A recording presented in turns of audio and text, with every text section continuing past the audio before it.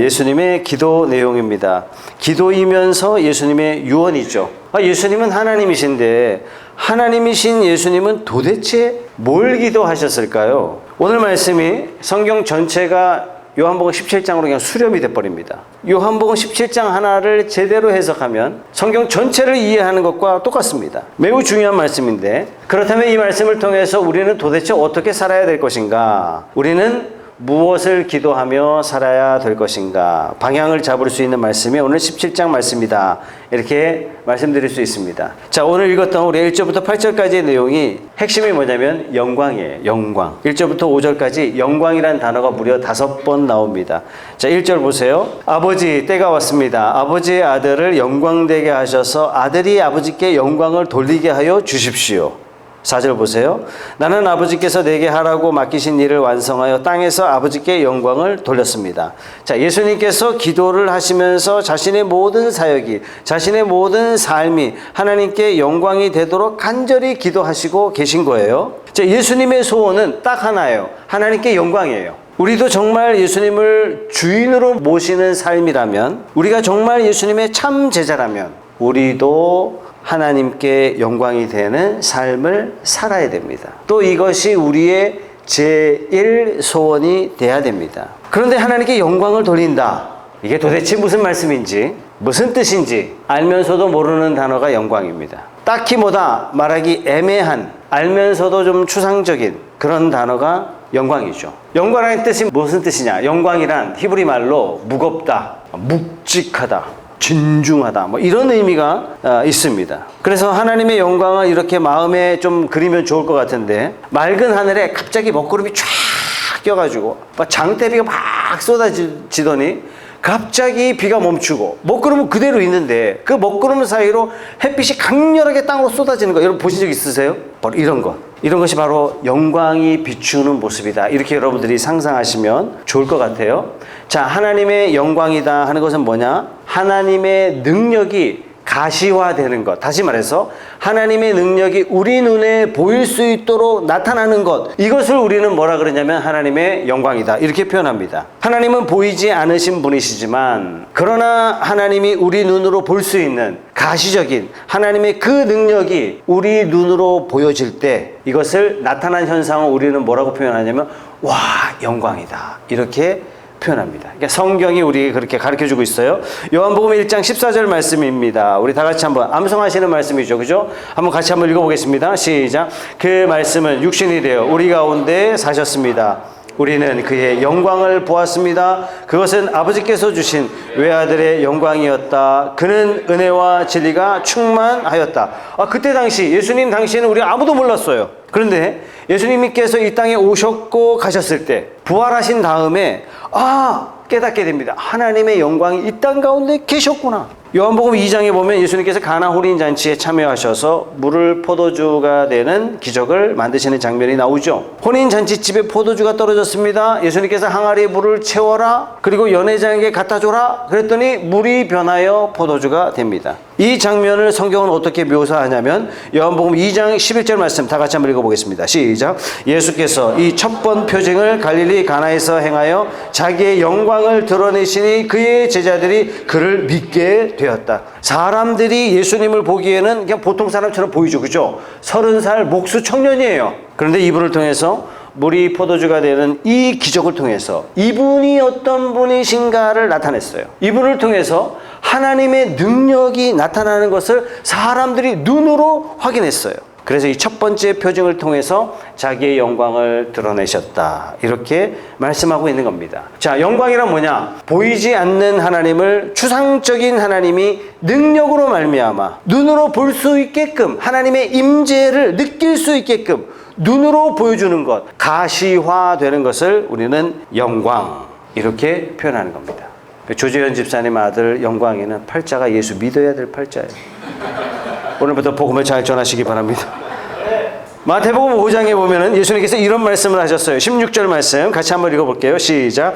이와 같이 너희 빛을 사람에게 비추어 그들이 너희의 착한 행실을 보고 하늘에 계신 너희 아버지께 영광을 돌리게 하여라. 무슨 뜻입니까? 어떤 사람이 예수님을 믿게 됐어요. 그렇게 이기적이던 사람이 세상에 남 섬기는 사람이 됐네. 그 사람이 할 일이 아닌 거예요. 어떻게 저런 인간이 바뀌냔 말이야. 옛날에는 그렇게 고집스러운 사람이 양보하는 사람이 됐어요. 옛날에는 그렇게 교만했던 사람이 막 겸손한 사람이 되는 거예요. 옛날에는 그렇게 만나기만 하면 뒷담화하는 사람이, 비난하는 사람이 침묵하고 오히려 그 사람을 돕는 사람이 되었고 사람을 감싸주는 사람이 됐어요. 어떻게 이렇게 사람이 바뀔 수 있냐 말이에요. 다른 사람들 생각하기에는 이게 그 사람이 의지적으로 그 사람이 어떤 외부적인 사건을 만나가지고 변화될 일이 아닌 거예요. 그렇게 될 일이 아닌 거예요. 하나님 말고는 될 일이 아닌 거예요. 그런 현상들을 볼 때 하나님 하셨구나. 하나님이 사람 변화시켜 주셨구나. 사람을 변화시키는 하나님의 능력이 구체적으로 이 사람을 통해서 눈으로 볼 수 있도록 나타났을 때 이때를 우리는 하나님의 영광이 나타났다. 그래서 너희의 착한 행실을 보고 하늘에 계신 너희 아버지께 영광을 돌리게 하여라. 주님께서 그렇게 말씀하신 겁니다. 그래서 영광 돌리는 것이 우리 주님의 간절한 기도 제목이라면, 그렇다면 제자된 우리도 하나님께 영광을 돌리는 것이 우리의 간절한 기도의 소원이 되어야 할 줄로 믿습니다. 그럼 어떻게 영광 돌리느냐? 영광 돌리는 것은 사실 내 힘으로 안 돼요. 하나님 영광 받으세요. 받으세요. 받아. 이렇게 되는 게 아니에요. 준다고 주어지는 게 아니에요. 영광이라는 것은 보이지 않는 하나님의 능력이 나를 통해서 나타나고 나를 통해서 가시화되었기 때문에 우리가 주님께 영광 돌리는 것은 내 힘으로 되지 않습니다. 내가 애쓴다고 되는 게 아닙니다. 내가 생각한다고 되는 것이 아닙니다. 주님께서 나를 쓰실 때 돼요. 주님께서. 자, 그렇다면 주님께서 나를 마음껏 쓰실 수 있도록 나를 제한 없이 하나님 손에 맡길 때 우리 삶은 하나님이 영광 받으시는 삶이 된다는 것입니다. 제한 없이 나를 맡길 때, 조건 없이 순종할 때, 주의 말씀대로 살아보고자 할 때 하나님의 영광이 나타납니다. 우리의 삶을 하나님께 맡기면 영광이 나타나게 돼 있어요. 왜냐? 하나님께서 우리를 구원해 주신 목적 자체가 하나님이 영광 받으시기 위해서 우리를 구원하셨기 때문에 우리를 통해서 영광 받으신 건 하나님의 소원이기 때문에. 근데 왜 영광을 못 받으세요? 우리가 맡기지 못하는 거예요. 왜 영광 못 받으세요? 내가 애써. 내가 주님께 맡기지 않고 성령님을 의지 않고 내가 애써요. 자꾸 거부해요.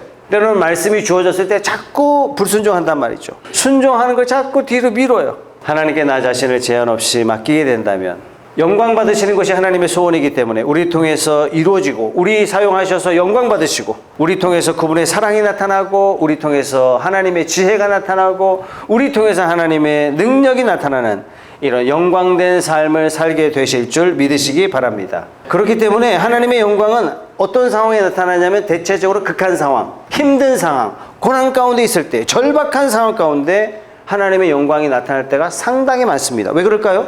사람이 다 할 수 있는 상황 가운데는 이렇게 하나님께서 도와줘도 다 지가 한 줄 알아요. 절대 하나님께 영광 돌리지 않습니다. 그래서 예수님께서도 1절 후반절에 이렇게 말씀하세요. 1절 후반절을 보세요. 아버지 때가 왔습니다. 아버지의 아들을 영광되게 하셔서 아들이 아버지께 영광을 돌리게 하여 주십시오. 영광의 때가 왔다는 뜻인데 지금 주님께서 이야기하시는 영광의 때는 무슨 말씀이냐? 십자가에 돌아가시는 죽음을 말씀하시고 계신 건데, 자, 상식적으로 예수님께서 십자가에서 죽으셨다. 죽었으니까 실패죠. 죽었으니까 패배죠. 고난이고 절망이죠. 그런데 우리 주님께서는 십자가에서 돌아가시는 것을 어떻게 해달라고요? 영광되게 해 주십시오. 영광을 돌리게 해 주십시오. 이렇게 기도하고 있는 겁니다. 왜 예수님이 돌아가시는 것이 영광 돌리는 것이냐? 예수님이 돌아가셨기 때문에 하나님께서 거기에 강력하게 임재하셔서 죽음을 부활로 바꾸셨어요. 이게 누가 하시는 일이에요? 하나님만 하시는 일이에요. 하나님만. 부활이 되었기 때문에 우리에게 구원이 열렸어요. 구원이. 우리가 부활을 바라볼 뿐만 아니라 우리 죄를 하나님께 회개하면 다 용서해 주시는 죄 씻음의 역사가 우리에게 주어졌어요. 부활이 있기 때문에 우리는 죽음을 두려워하지 아니하고 천국을 소망하는 삶이 되었습니다. 이 부활이 있었기 때문에 예수님은 어떤 위인 중에 한 분이 아니라 오직 예수를 통해서만이 구원받을 수 있는 유일한 구세주이심이 증명되었습니다. 뭐 때문에요? 죽음 때문에, 고난 때문에, 절망 때문에. 그래서 우리도 하나님께 영광 돌리는 삶을 언제 사냐? 극한 상황 가운데 하나님께 영광 돌릴 수 있습니다. 하나님의 영광이 언제 나타나느냐? 고난 가운데. 여러분, 대한민국 최고의 지성인 그러면 다 뭐라고 이야기하죠? 이어령 박사 이렇게 이야기한단 말이죠. 뭐 이어령 박사님은 대한민국의 지성인이 아니라 전 세계적인 석학 중에 석학, 전 세계가 뽑는 문화인류학자, 전 세계가 뽑는 천재, 이렇게 뽑는 분이 이어령 박사님이세요. 이어령 박사님이 80 다 되셔서 예수님 믿게 되셨어요. 이분이 기적 중에 기적입니다. 어떻게 이렇게 됐죠? 박사님의 따님이 암에 걸리신 거예요. 암에 걸린 딸이 아버지에게 편지를 보냅니다. 전도의 편지예요. 아니, 절망할 상황이 딸의 상황인데, 낙심할 상황이 딸의 상황인데, 이 딸이 아버지를 걱정해서 편지를 보냅니다. 그러면서 이 따님이 나중에 어떻게 고백하냐면 자신의 삶에 일어났던 것이 다 기쁨이란 얘기예요. 얼마나 감사한지 모른다는 얘기예요. 어떻게 암에 걸렸는데 나를 희생해서 아버지를 구한다면 얼마나 감사한 일입니까? 나의 절박한 상황을 통해서 하나님이 영광을 받으셨습니다. 여러분, 이 말이 어떻게 인간의 지혜로 할 수 있는 말이겠습니까? 이 안에서 역사하시는 하나님의 영광이 있었기 때문에 가능한 일 아니겠습니까? 결국에는 이어령 박사님이 예수님 영접하게 되고 이분이 어떻게 영접했는지에 대한 고백을 책을 통해서 편찬했습니다. 그리고 많은 사람들이 이 책을 통해서 과연 하나님은 살아계시다. 모든 사람들이 입술로 고백하게 되었습니다. 이 모든 과정에 되어진 일을 보고 야, 과연 하나님은 살아계시다. 하나님께 영광을 돌리게 된다는 것입니다. 우리가 하나님의 영광을 보게 된다는 얘기예요. 하나님의 영광은 극한 상황에 고난 가운데 나타납니다. 그래서 내가 삶 가운데 힘든 일을 만나고 고난을 만나면 딱 여러분 이렇게 생각하셔야 돼요. 하나님의 영광을 볼 때다. 좌절할 때가 아니라 하나님이 일하실 때다. 내가 비로소 하나님께 영광 돌릴 수 있는 기회가 왔다. 이렇게 깨닫는 저와 여러분들이 다 되시길 주님의 이름으로 축복합니다. 이제는 내가 매달릴 때도 없고 내가 도움 청할 때도 없고 내 지혜는 다 바닥났고 내 생각대로 했다가 다 실패했어. 이제는 내가 의지할 곳이 딱 하나님 한 곳밖에 없어요. 이때가 하나님이 영광을 받으실 때예요. 여러분, 이스라엘 백성들이 앞에는 홍해, 뒤에는 애굽의 최정예 부대가 쫓아와요. 사면 초가 때 어떤 일이 벌어졌어요? 하나님의 영광이 나타났습니다. 여러분 인생에 만나는 사면 초가는 절망의 때가 아니라 하나님의 영광을 볼 때인 줄 믿으시기 바랍니다. 아멘. 아, 이때 내가 기도할 때구나. 아, 이때 하나님의 때를 기다릴 때구나. 여러분, 그냥 나타나지 않습니다. 여러분, 이런 기회를 하나님의 영광의 기회를 잡으시고 간절히 매달리면서 기도하시다가 하나님께서 여러분 삶 가운데 능력을 행하시고 여러분 삶 가운데 놀라운 일들을 베푸시고 여러분들이 하나님께 영광 돌리는 그런 귀한 삶이 되시길 소원합니다. 그러면 우리가 구체적으로 어떻게 하나님께 영광을 돌리는 삶을 사느냐? 우리가 하나님께 영광 돌리는 가장 탁월한 방법이 있습니다. 여러 가지 방법이 있겠습니다만 하나님께서 가장 영광 받으시기에 가장 적합한 우리에게 주신 일이 있어요. 그게 뭐냐면 전도예요. 전도. 다른 사람을 영생으로 인도하는 거. 이게 하나님 제일 기뻐하세요. 그래서 1절 말씀에 보면 주님께서 영광에 대해서 말씀하시고 5절 말씀에도 영광에 대해서 말씀하시고 그 중간에는 영생에 대해서 말씀하시고 계세요. 2절 말씀 보겠습니다. 2절 다 같이 한번 읽어보죠. 시작. 아버지께서는 아들에게 모든 사람을 다스리는 권세를 주셨습니다. 그것은 아들로 하여금 아버지께서 그에게 주신 모든 사람에게 영생을 주게 하려는 것입니다. 4절 나는 아버지께서 내게 하라고 맡기신 일을 완성하여. 무슨 일이에요? 영생을 주게 하는 일을 완성해서 어떻게 됐다고요? 영광을 돌렸습니다. 어떻게 영광 돌렸다고요? 내게 맡기신 일을 완성해서 영광을 돌렸습니다. 주신 일이 뭡니까? 구원 사역 아닙니까?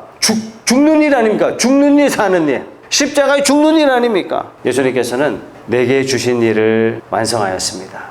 십자가의 죽음으로써 많은 사람들에게 영생의 길을 열어주는 일, 이런 일을 하라고 하나님께서 나를 보내셨고 이 사명을 다 마쳤고 이런 일을 통해서 내가 하나님께 영광을 돌렸습니다. 그렇기 때문에 하나님 나를 영광되게 해 주십시오. 이렇게 기도하고 계신 거예요. 그래서 우리가 하나님께 영광 돌릴 수 있는 가장 큰 사역은 주님이 하신 것과 똑같습니다. 주님이 이뤄놓으신 영생의 길을 다른 사람에게 소개하면서, 즉 전도하면서 우리가 해야 할 일을 하면서 하나님께 영광을 돌릴 수 있는 것입니다. 영생이 뭐죠, 여러분? 영생이라는 것은 어떤 분은 영원히 사는 것, 단순하게 이렇게 생각하시는 분이 계신데 아니라고 말씀드렸죠. 절반만 맞다고 말씀드렸죠. 영원히 사는 것이 영생이라면 지옥 가서도 영생이죠, 뭐. 그죠? 근데 영생은 그런 게 아닙니다. 오늘 본문 말씀에 영생이 이런 거라고 딱 집어 주님께서 말씀해 주셨습니다. 3절 말씀 보세요. 다 같이 읽어볼게요. 시작. 영생은 오직 한 분이신 참 하나님을 알고 또 아버지께서 보내신 예수 그리스도를 아는 것입니다. 자, 영생이 뭐라고요? 영생은 뭐다? 영생은 아는 거예요. 뭘 아는 거예요? 또 가운데 써 있으니까 또 그랬으니까 영생은 두 가지를 아는 거죠. 그럼 영생은 뭐예요? 하나님을 아는 것, 이 그리스도를 아는 것. 이게 영생입니다. 어떤 하나님? 오직 한 분이신 참 하나님. 오직 한 분이신. 대한민국에 하나님만 몇 분 계시다고요? 2,000분 계시다고. 2,000분. 와, 대단해, 대단해, 대단해. 그게 더 대단한 게 아니라 2,000분을 믿는 분이 더 대단해, 더 대단해, 더 대단해. 하나님이 어떤 분이라고요? 오직 한 분이신 참 하나님. 그리고 또 누구를 알아야 돼요? 그리스도를 아는 것이 영생이다 그랬는데 어떤 그리스도요? 아버지께서 보내신 예수예요. 아버지께서 보내신 예수예요. 여러분들 유튜브를 통해 설교를 많이 들으시는데 한편 감사하기도 하고 한편 불안하기도 해요. 감사한 건 좋은 설교를 듣는 건 뭐 은혜 받는 건 좋은 거죠. 그러나 이단이 교묘하게 들어왔는데 나도 어떨 때 분간을 못하겠단 말이죠. 여러분들 분간할까? 못해요, 못해. 미치겠다니까요. 이런 것 때문에 미치겠어요. 단지 알기만 하면 되느냐? 아니에요. 영생이란 뭐다? 아는 건데 정확하게 하나님과 그리스도를 아는 건데 오직 한 분이신 참 하나님을 알고 아버지께서 보내신 자 예수의 예수. 예수가 그리스도지 다른 게 그리스도가 될 수가 없습니다, 여러분. 그러면 단지 알기만 하면 되냐? 안다는 것이 뭐 그리 대단하길래 영생까지 가는 거냐? 안다는 단어 자체가 키예요. 여러분, 천사가 마리아에게 나타나서 네가 이제 어느 날 아들을 낳을 거다 그랬더니 마리아가 뭐라 그래요? 내가 남자를 모르는데 이렇게 표현했어요. 창세기에 보면 아담과 하와가 부부관계를 맺어서 아기를 낳기 전에 임신했을 때를 성경은 어떻게 표현했느냐면 아담이 하와를 알았고 이렇게 표현했습니다. 자, 그러면 성경에서 안다라는 단어는 지식적으로 안다는 개념이 아닙니다, 여러분. 마치 부부관계처럼 모든 것을 아는 것, 이것을 안다예요. 자, 이 안다라는 단어를 하나님을 알고 그리스도를 아는 게 영생이라면 그러면 이 의미는 어떤 뜻이냐? 하나님과 그리스도를 깊이 아는 거예요. 함께 살아가는 거예요. 하나님과 깊은 관계 속에서 하나님의 뜻을 알고 하나님의 마음을 알고 하나님의 계획을 알고 하나님의 일하심을 알고 그리스도의 십자가의 의미를 알고 부활을 알고 나에게 베푸신 은혜와 사랑을 깊이 알고 살아가는 것, 이것이 영생입니다. 그래서 우리 성경 공부하는 거잖아요. 우리 사람의 관계는 아무리 밀접하고 죽고 못 살아도 끝이 반드시 있습니다. 부부도 관계가 끝날 때가 있고 부모 자식 간의 관계도 끝날 때가 반드시 옵니다. 누군가가 먼저 가고 누군가가 먼저 보냅니다. 우리 관계는 반드시 끝이 있습니다. 그러나 하나님과 관계에는 끝이 있을 수 없는 그런 관계예요. 그래서 하나님과 우리 관계는 영원한 관계예요. 오히려 죽음 때문에 하나님과 관계가 더 완전해집니다. 그렇기 때문에 성경에서는 어떤 단어로 썼냐면 하나님과 우리 관계를 영생의 관계다 이렇게 표현해요. 영생은 우리가 죽은 다음에 즐기는 것이 아니라 하나님과 우리와의 관계이기 때문에 지금부터 시작하는 겁니다. 그래서 요한복음에 보면 우리 주님께서 영생과 천국에 대해서 항상 어떻게 말씀하셨냐면 어떤 미래에 올 어떤 거다라는 그런 차원에서 말씀하시지 않고 언제나 현재적 차원에서 말씀해 주셨어요. 이미 너희는 영생을 가졌다. 천국은 여기 있다 저기 있다 하는 것이 아니라 이미 너희의 마음에 임하였다. 이렇게 말씀하세요. 그래서 성도는요, 천국을, 영생을 이 땅에서 누리고 즐기는 사람이 성도입니다. 우리가 나중에 가서 영생과 천국을 경험하는 것이 아니라 지금 시작되는 것이 영생과 천국입니다. 하나님과 예수님과 깊은 사랑의 관계 속에 살다가 우리가 죽음이라는 관문을 통과할 때 이 사귐이 더 깊어지고 더 완전해지는 그런 일이 일어나게 되는 것입니다. 영원히 끊을 수 없고 영원히 지속되는 이런 우리의 삶, 하나님과 영원히 관계가 지속되는, 누구도 끊을 수 없는 이런 복된 삶을 누리고 이런 삶을 다른 사람에게 전달해야 할 책임이 우리에게 있는 거예요. 그래서 우리 주님께서는 이 영생을 이루는 것이 하나님께 가장 영광 돌리는 방법 중에 하나다. 그렇기 때문에 예수님께서 말씀하세요. 때가 왔다. 이렇게 말씀하시고 이전에 여러 가지 모양으로 주님께서 영광을 돌리셨지만 지금은 예수님께서 자기 목숨을 바치심으로 영생의 길을 마련하심으로써 내가 마땅히 해야 할 일을 다 했습니다. 나를 영광되게 해 주십시오. 이렇게 기도하고 계신 겁니다. 우리가 정말 하나님께 영광 돌리는 삶을 살기를 원한다면 전도의 삶을 삽시다. 아주 간단해요. 목장에 밥 먹으러 와라. 이렇게 하시면 돼요. 그래서 우리 개인 기도 가운데 우리 주위에 영생을 모르는 분들이 영생 얻을 수 있도록 우리가 간절히 기도하는 것, 우리의 기도의 제1순위가 되어야 마땅하지 않겠습니까? 왜? 우리가 하나님께 영광 돌리는 것이 하나님 가장 기뻐하시는 일이기 때문에.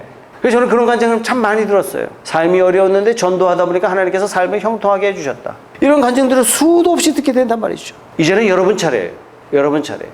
사업에 집중하지 마시고 전도에 집중하시기 바랍니다. 이때 아멘 하셔야 되는데 여러분의 사업의 문을 여러분 하나님께서 열어주실 줄 믿습니다.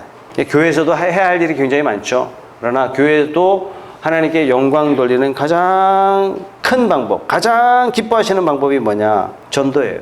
영생을 얻도록 사람들을 돕는 일, 이 교회가 하는 일이에요. 타협할 수 없는 교회가 하는 일이에요. 그래서 교회의 모든 우선순위는 사실상 그 본질 안으로 들어가 보면 선교와 전도예요. 기타 등등 여러 가지 활동들은 다 부수적이죠. 여유 있을 때 할 수 있는 일들입니다. 정말 우리가 주님이 원하시는 영광 돌리는 삶을 살고 영광 돌리는 교회를 만들기 원한다면 우리 마음속에 구원, 그 다음에 구령, 전도, 여기에 대한 우리 마음의 불이 지펴져야 됩니다. 전도와 선교에 마음을 두시고 기도로 애쓰는 저와 여러분들이 되십시다. 아멘. 그러면 우리가 어떻게 전도하느냐? 오늘 말씀에 예수님께서 딱 두 가지 모델을 제시하셨어요. 우리도 두 가지 방법으로 하면 됩니다. 아주 간단합니다. 어떻게 하느냐? 6절 상반절에 보세요. 나는 아버지께서 세상에서 택하셔서 내게 주신 사람들에게 뭐 하셨다? 아버지 이름을 드러내셨다. 우리가 전도하는 일 어떻게 하면 된다? 하나님의 이름을 드러내면 되는 거구나. 하나님의 이름을 어떻게 드러내요? 영생을 받도록 도와주는 방법이 어떤 방법이다? 하나님의 이름, 아버지의 이름을 드러내는 것. 오늘 영광이 뭐냐 말씀드렸고, 영생이 뭔지도 설명을 해드렸고, 그 다음에 이름에 대해서 말씀을 드릴게요. 이름은 이름이지 뭐 이름 자체 뭐가 됐습니까? 생각하시는 분도 계시겠습니다만, 자, 성경에서 이름 그러면 전부 다 뭘 나타내냐면 인격을 나타냅니다. 성품을 나타내요. 그분의 능력을 나타내요. 자, 창세기 12장에 가면은 아브라함이 나오죠. 그죠? 정확하게 본다면 아브라함이 아니라 아브람이 나와요. 창세기 12장에 하나님께서 아브람을 부르셨는데 이름이 아브람, 석자예요, 석자. 아브람의 이름이 뭐죠? 고귀한 자예요, 고귀한 자. 존귀한 자예요. 존귀한 자의 아버지. 이런 뜻으로 아브람이에요. 그러니까 아브람은 이런 성품과 이런 인격을 가진 사람이란 얘기예요. 그런데 하나님께서 아브람에게 복을 주시고 너를 통해 모든 민족이 복을 받을 것이다. 너를 통해서 그리스도까지 하나님의 나라까지 가게 될 것이다. 이렇게 약속하신 다음에 아브람의 이름을 아브라함으로 바꿔주셨어요. 아브라함의 이름의 뜻은 뭐예요? 열국의 아버지. 인격을 바꿔주시고 능력을 바꿔주시고 지경을 바꿔주셨어요. 존재를 바꿔주셨어요. 자, 아브라함의 손자 이름이 뭡니까? 야곱이에요. 야곱의 이름이 뜻이 뭐죠? 발 뒤꿈치를 잡았다. 야비한 자다. 간사한 자다. 속이는 자다. 이런 이름이에요. 근데 야복 나루토에서 하나님의 천사를 만나 씨름하다가 하나님께서 그의 이름을 바꿔주셨어요. 뭐로 바꿔주셨어요? 야곱에서 이스라엘. 하나님과 겨루어 이겼다. 그래서 그 사람의 이름은 성경에 말씀하는 그 이름이란 개념은 뭐냐면 그 사람의 인격과 능력을 이야기하는 것입니다. 그래서 우리가 영생을 남에게 소개하면서 아버지의 이름을 드러냈다. 이건 어떤 의미냐면 하나님이 어떤 분이신지를 나타냈다는 뜻이에요. 예수님께서 어떻게 하나님의 이름을 드러내셨어요? 이 땅에 계실 때는 귀신도 쫓아내시고 질병도 고치시고 배고픈 자를 먹이시고 무지한 자를 가르쳐 주심으로써 하나님의 이름을 드러내셨어요. 즉 하나님의 인격과 하나님의 능력을 나타내셨다. 이 뜻이죠. 이름을 드러냈다. 이것이 그죠. 그래서 우리가 어떻게 전도하느냐? 우리 삶 가운데 어떻게 하나님의 이름을 드러내느냐? 우리가 사는 동안에 하나님이 내 삶에 개입하시고 사는 동안에 일하는 가운데 내가 사건을 대하는 가운데 하나님이 내 삶에 깊이 개입하시고 어떻게 개입해요? 내가 전적으로 하나님께 맡겨드릴 때, 내가 기도할 때 세상 사람 눈에는 어떤 일들이 벌어지고 있는 거예요? 초자연적인 일이 일어나는 거예요. 기적이 일어나고 있고 저 사람 가운데 능력이 나타나고 있고 저 사람 가운데 지혜가 나타나고 있는 거예요. 나하고 별반 차이가 없을 것 같은데 저 사람하고 나하고 딱 한 가지 차이가 있다. 저 사람 하나님 믿는 사람이다. 저 사람 하나님 믿는 사람이다. 하나님 살아계시다. 여러분, 이게 전도예요. 전도가 딴 게 아니에요. 전도가 딴 게 아니에요.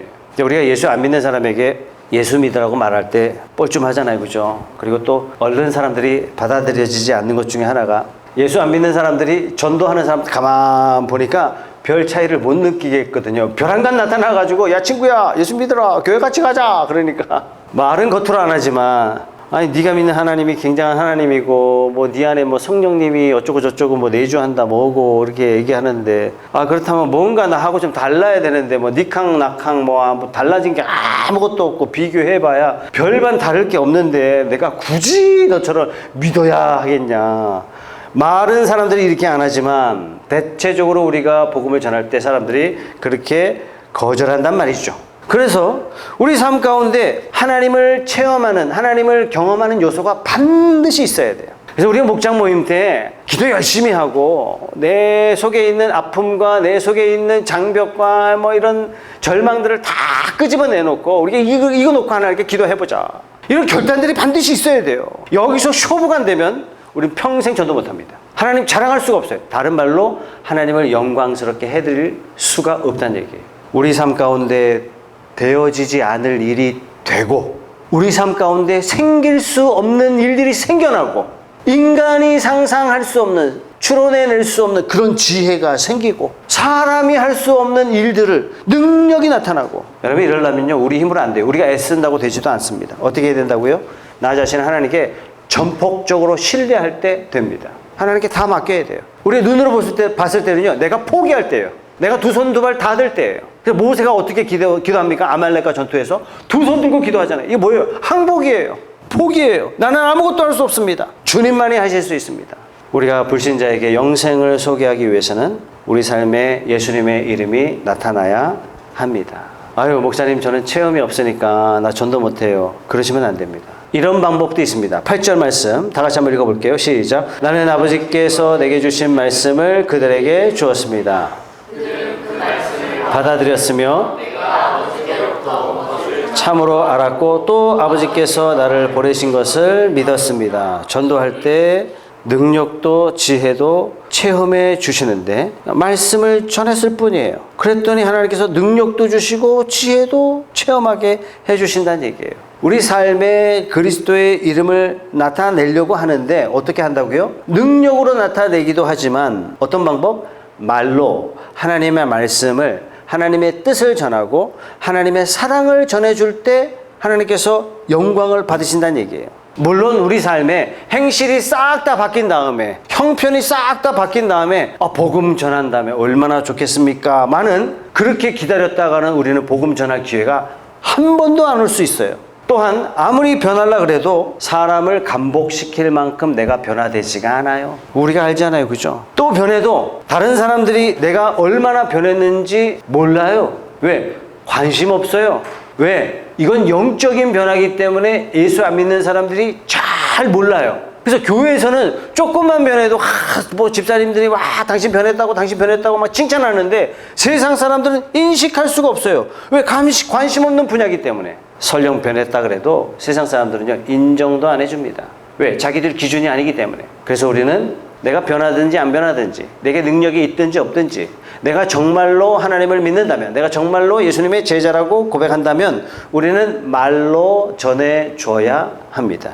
내가 생활이 변화되지 않았는데, 아직도 내 삶이 정리되지 않았는데 어떻게 해요? 이렇게 하지 마시고 그냥 말로 전하는 겁니다. 이야, 당신이야말로 진짜 예수쟁이야. 당신 때문에 내가 예수 믿을게. 이런 일은 일어나지 않습니다.